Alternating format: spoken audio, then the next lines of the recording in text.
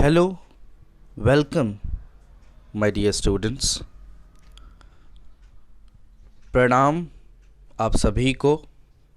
मैं कौशल ठक्कर, आपका विज्ञान शिक्षक। I am Kaushal Thakkar, your science teacher.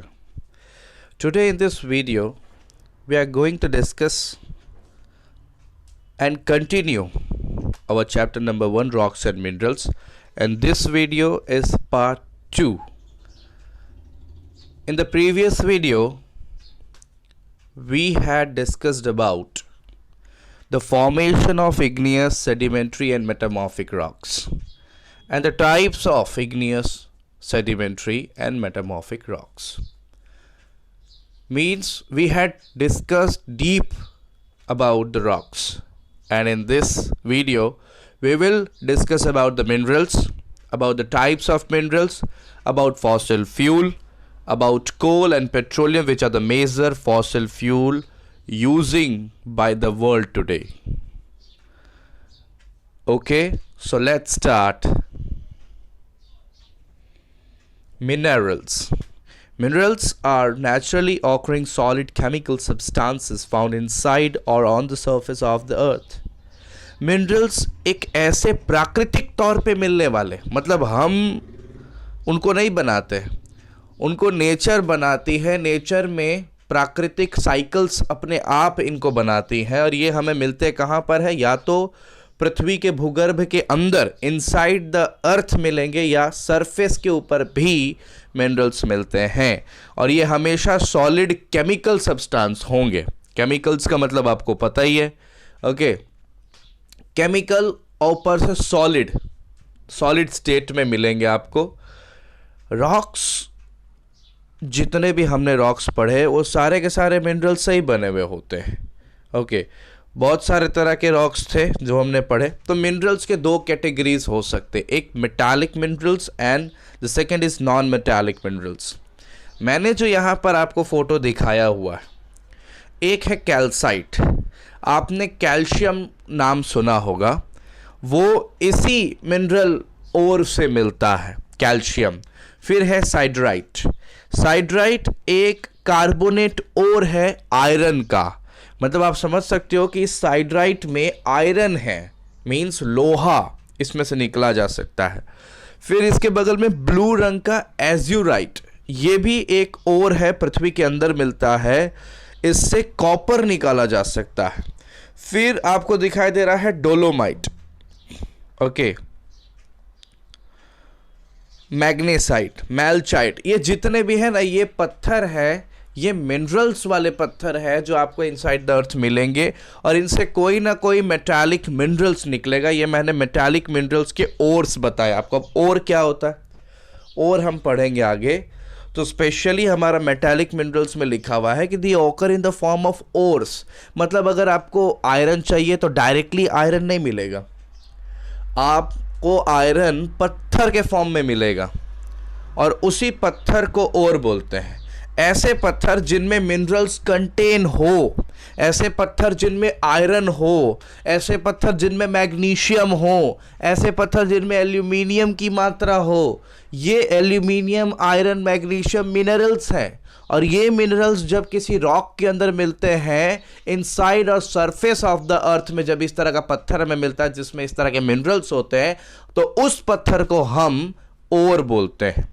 Okay, अगर जिसमें आयरन मिल रहा हो वो आयरन ओर, एल्यूमिनियम मिल रहा हो वो एल्यूमिनियम ओर, ओके, कॉपर मिल रहा हो वो कॉपर ओर, कैल्शियम मिल रहा हो वो कैल्शियम ओर। ओके, तो जिस तरह के मिनरल्स किसी रॉक में मिलते हैं वो उस मिनरल का ओर होता है, और उसी ओर के फॉर्म में हमें नेचर में ये मिनरल्स मिलते हैं। फिर बहुत सारे रिफाइनिंग प्रोसेसेस, इंडस्ट्रियल प्रोसेसेस के बाद जाकर के हमें pure form of mineral, pure iron, pure calcium, pure copper बाद में मिलता है।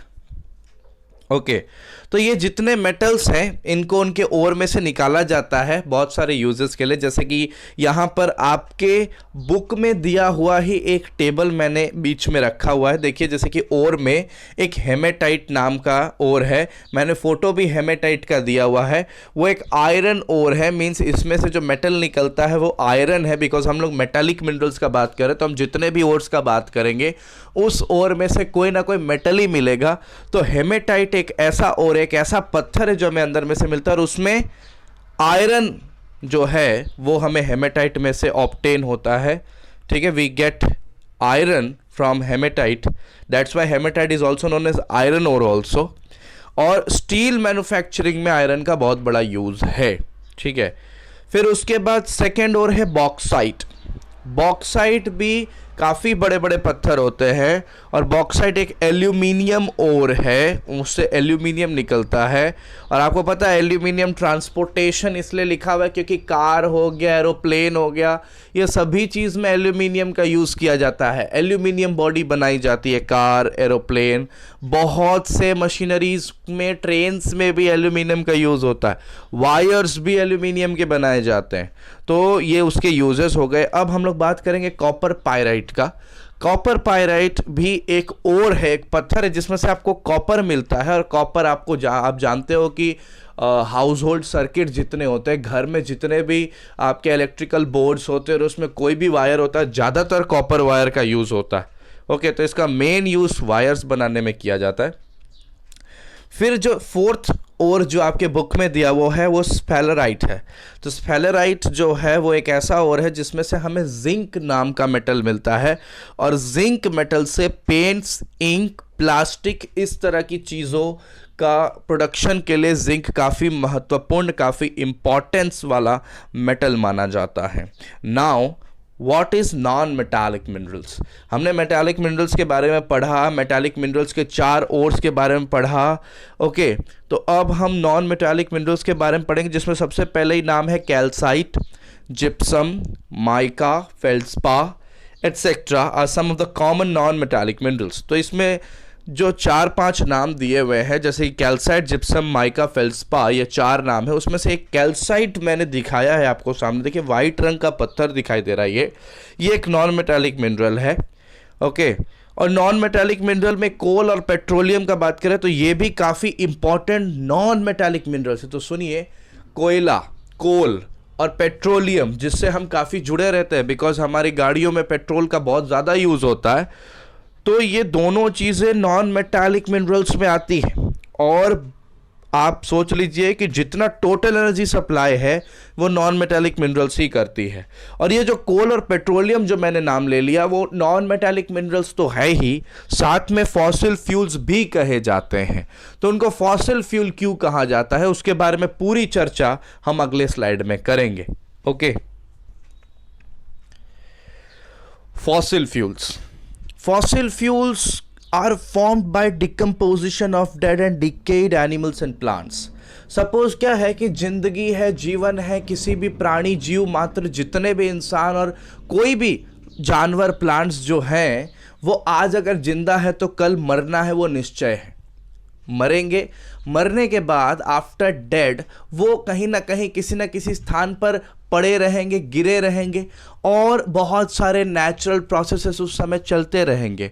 उनका शरीर, उनका जो डेड डिकेइंग बॉडी होगा, वो जो डेड बॉडी होगा उनका, वो जहाँ भी पड़ा हुआ रहेगा उनके ऊपर धीरे धीरे करके मिट्टी जमती रहेगी। धीरे धीरे करके वो ज़मीन के अंदर अपने आप कुछ सालों की प्रोसेस में काफ़ी अंदर चले जाएंगे। इस तरीके से कोई भी डेड बॉडी धीरे धीरे करके ज़मीन के अंदर धंसती चली जाती है, उसके ऊपर मिट्टी आ जाती है। मिट्टी के अंदर बहुत सारे डिकम्पोजर्स होते हैं, बैक्टीरिया, फंजाई, वो सारे फिर उस बॉडी पे अपना काम करना स्टार्ट करते हैं, उस बॉडी को सड़ाना स्टार्ट करते हैं। बहुत ही लंबा ये नेचुरल प्रोसेस होता है। और इस तरह के डेड डिकेइंग प्लांट्स और एनिमल्स की बॉडी जब पूरी तरह से सड़ती है, बहुत सालों के प्रोसेस के बाद जाकर के यही कोल और पेट्रोलियम का रूप लेती है। और इस तरह से बनने वाले जितने फ्यूल्स हैं जो डेड और डिकेइंग बॉडी से बनते किसी भी प्लांट्स और एनिमल्स का, और काफ़ी लंबा समय लेते हैं बनने में, उन सारे फ्यूल्स को हम फॉसिल फ्यूल बोलते हैं। फ्यूल क्या है? तो फ्यूल एक ऐसा केमिकल सब्सटेंस होता है जो हमें एनर्जी देता है। ओके, तो ये भी मैं आपको बता दूं कि fuels are the chemical substances which gives us energy to do various activities in our daily life. Okay, हमारे दैनिक दिनचर्या में बहुत सारे कार्य करने होते हैं, स्पेशली इंडस्ट्रीज को तो बहुत ज़्यादा यूज़ होता है पावर एनर्जी का, तो उनके लिए कोल और पेट्रोलियम काफ़ी इंपॉर्टेंट इंग्रेडिएंट होता है। ठीक है, तो they take a long time to form as it is a slow process. मैंने पहले ही बता दिया आपको। The fossil fuels include coal and petroleum which contain a high percentage of carbon. ठीक है, बहुत बड़ा परसेंटेज होता है कार्बन का इनके अंदर। कार्बन एक नॉन मेटालिक मिनरल है। ओके, तो मैंने आपको बता दिया कार्बन के बारे में तो बहुत ज़्यादा खुल के चर्चा हमारी नहीं होगी इस चैप्टर में। आगे आने वाले हायर स्टडीज़ में कार्बन के बारे में बहुत खुल के चर्चा होने वाली है। कार्बन एक ऐसा एलिमेंट है बेटा, एक कार्बन एक ऐसा केमिकल आप बोल दो कि जिसके ऊपर एक स्टडी अलग से होती है। ठीक है, मैं आपको बता दूं स्टडी का नाम ऑर्गेनिक केमिस्ट्री बोला जाता है। ठीक है, मैं सिर्फ जानने के लिए बता रहा हूं आपको कि कार्बन कोई एक छोटा मोटा आपको 6 अक्षर का नाम दिखाई दे रहा होगा, बट इस 6 अक्षर के नाम में बहुत कुछ छुपा है। तो इंटरेस्ट बनाए रखिएगा कार्बन के ऊपर। मैं धीरे धीरे करके कार्बन के बारे में भी बहुत कुछ बताऊंगा आगे, लेकिन अभी इस स्लाइड में मैंने ये बताया कि कोल और पेट्रोलियम में कार्बन की मात्रा होती है, और कार्बन एक नॉन मेटालिक मिनरल है। इसलिए कोल और पेट्रोलियम को भी नॉन मेटालिक मिनरल कहा जाता है, क्योंकि कोल और पेट्रोलियम के अंदर कार्बन की मात्रा है। What is coal? तो coal is a combustible black or brownish black sedimentary rock composed mostly of carbon and hydrocarbons. यहाँ पर ऐसा लिखा गया है कि कोल क्या है? तो कोल एक कंबस्टिबल सब्सटेंस है जो जल जाता है। Combustible substances, the substances that get fire, that catch fire easily. ऐसे सब्सटेंसेस जो जल्दी आग पकड़ ले, ठीक है, वो कंबस्टिबल होते हैं। ज्वलंत पदार्थ बोलते हैं हिंदी में, ज्वलंत पदार्थ। ठीक है, तो coal is a combustible black और ब्राउनिश ब्लैक, दो तरह के कलर कोल में पाए जाते हैं, या तो पूरा काला या तो थोड़ी तरह से ब्राउनिश ब्लैक दिखाई देता है। ये एक सेडिमेंट्री रॉक ही है जो स्पेशली कार्बन और हाइड्रोकार्बन से मिलके बनता है। अब कार्बन तो सर आपने बता दिया कि एक नॉन मेटालिक मिनरल है। अब ये हाइड्रोकार्बन क्या है? ये बेटा हाइड्रोकार्बन मतलब हाइड्रोजन और कार्बन से बना हुआ कोई एलिमेंट। अब you all know that hydrogen is a type of gas, lightest gas कहा जाता है पूरे अर्थ का। सबसे ऊपर एटमॉस्फेयर के लेयर में आपको हाइड्रोजन ही मिलता है। हाइड्रोजन काफ़ी हल्का गैस होता है। तो ये हाइड्रोजन और ये एक नॉन मेटालिक मिनरल कार्बन, ये मिलके जो बनाते हैं उनको हाइड्रोकार्बन्स बोलते हैं। ओके, तो कार्बन और हाइड्रोकार्बन दोनों मिलके कोल बनता है। तो थोड़ा सा दिमाग लगाना पड़ेगा क्योंकि केमिस्ट्री का टॉपिक है ये केमिकल्स के बारे में बात करते हैं हम इसमें। It is formed from remains of plants that got buried deep inside the earth millions of years ago. Millions of years, हजारों साल। मिलियंस ऑफ ईयर्स तो हजारों साल से बहुत ज़्यादा होते हैं, लेकिन अगर हम हजारों बोले, 1000 साल नहीं, हजारों साल, बहुत सारे हजार, ठीक है, तो वो सही होता है ये शब्द यूज करना कि हजारों साल से कोई प्लांट जिसका डेड बॉडी सॉइल के अंदर पूरी तरह से दब चुका है और उसके साथ डिकम्पोजर्स बहुत सारे प्रोसेसेस कर चुके हैं, बहुत सारे नेचुरल प्रोसेस, प्राकृतिक तौर पर होने वाली प्रोसेसेस जो थी, प्रक्रियाएं, उनके बाद जाकर के कहीं ये कोल का फॉर्मेशन होता है, ये कोयला बनता है। ठीक है, हजारों साल से जमीन के अंदर दबे होने के कारण से काफी ज्यादा हीट और प्रेशर जो है अर्थ के इनसाइड झेलने के बाद ये जो मटेरियल्स, ये जो सड़े हुए मटेरियल्स है, ये कोल में परिवर्तित होते हैं, मींस कोल में बदलते हैं। There are many varieties of coal such as anthracite, bituminous and peat. 3 तरह के कोल्स का नाम भी दे दिया गया है आपको।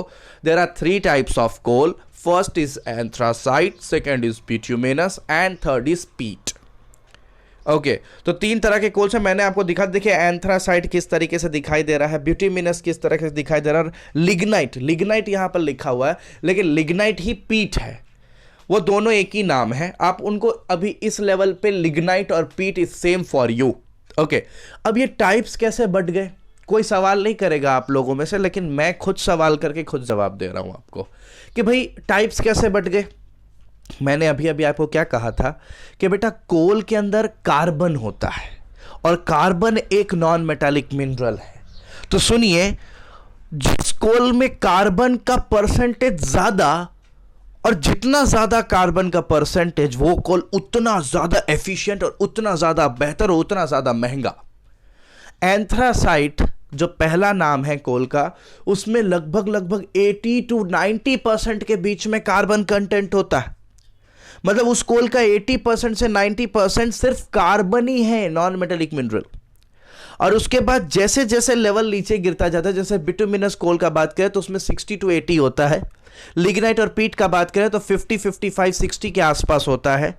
ठीक है, तो जैसे जैसे कार्बन कंटेंट कम होता जाता है कोल में, तो कोल की एफिशिएंसी कम होती है और उस बेसिस पे ही ये टाइप्स को डिस्क्राइब किया गया। खैर टाइप्स के बारे में उतना ज्यादा आपको चैप्टर में नहीं बताया, बट फॉर नॉलेज मैं आपको वीडियो में बता रहा हूं कि एंथ्रासाइट, बिटुमिनस और पीट क्वालिटी वाइज क्लासिफाई किए हुए कोल के टाइप्स हैं।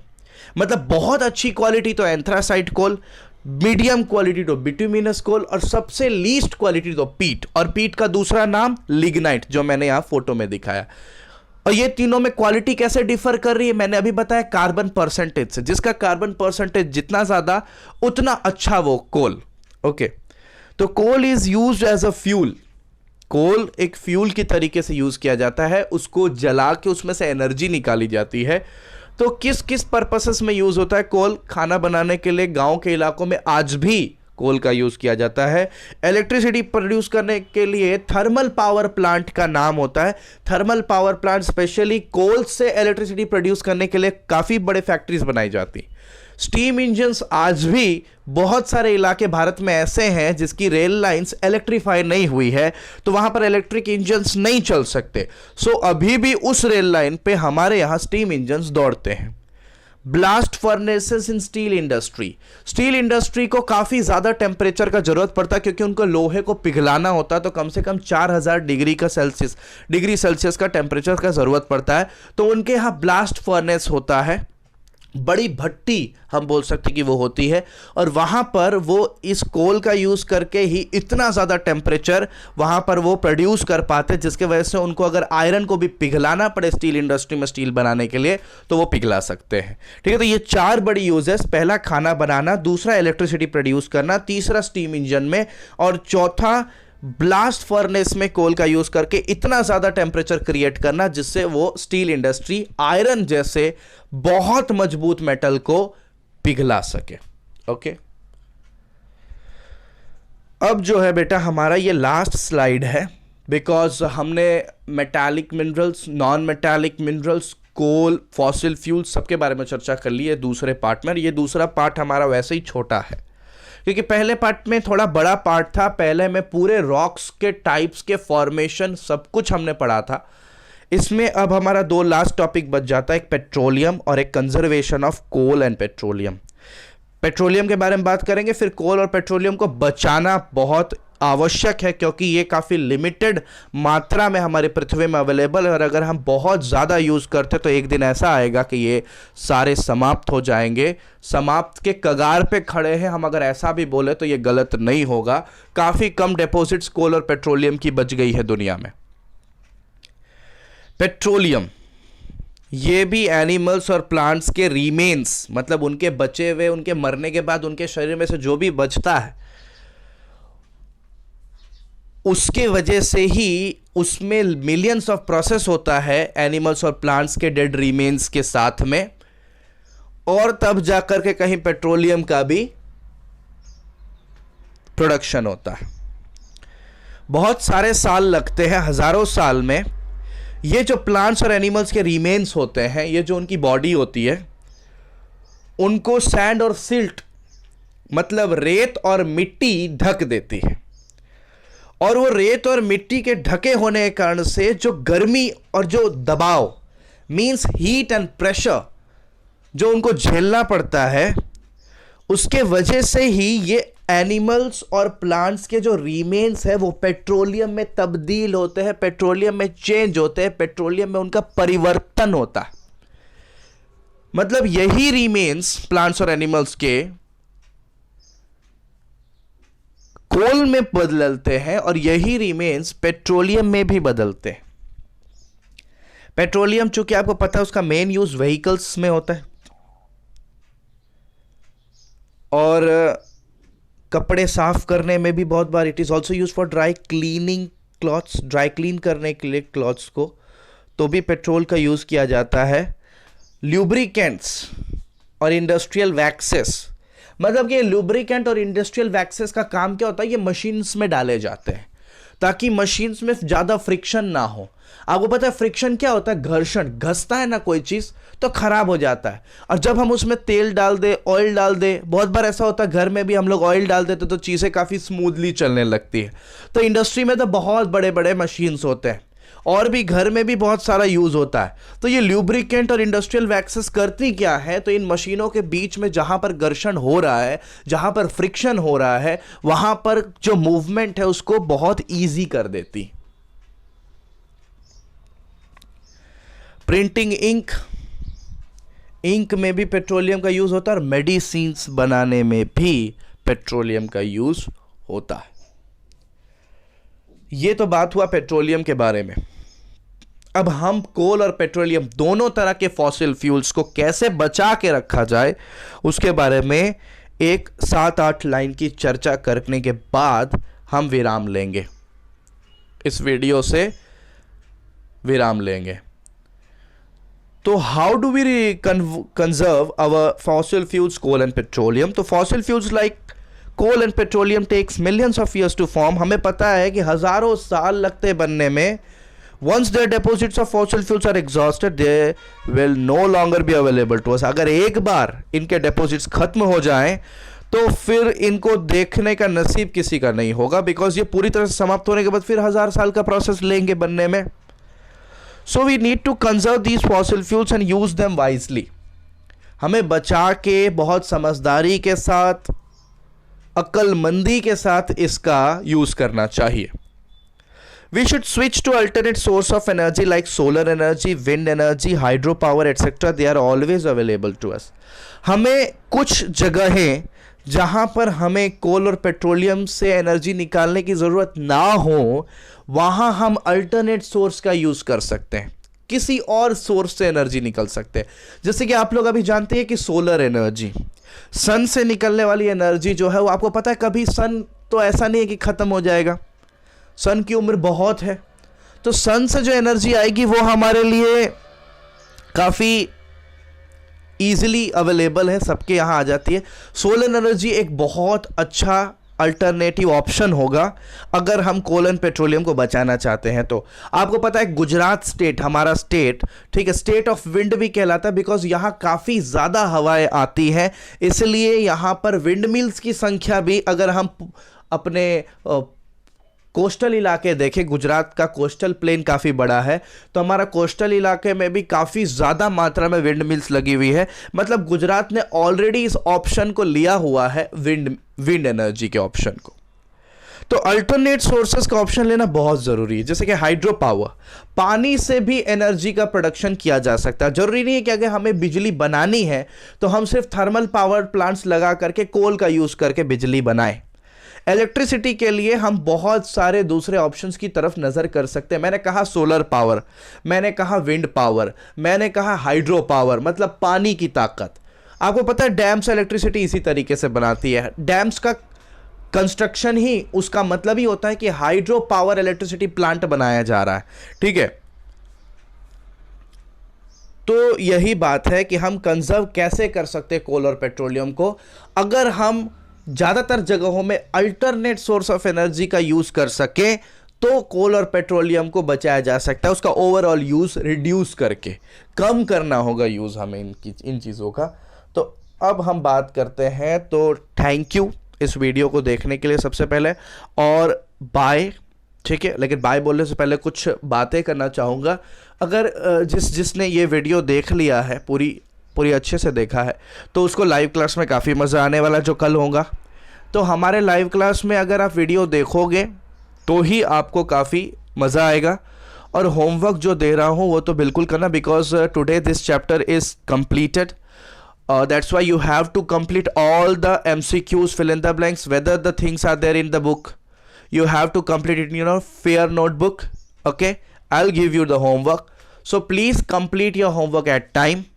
On time you have to complete that. After that, we will meet on the live class tomorrow. Thank you so much.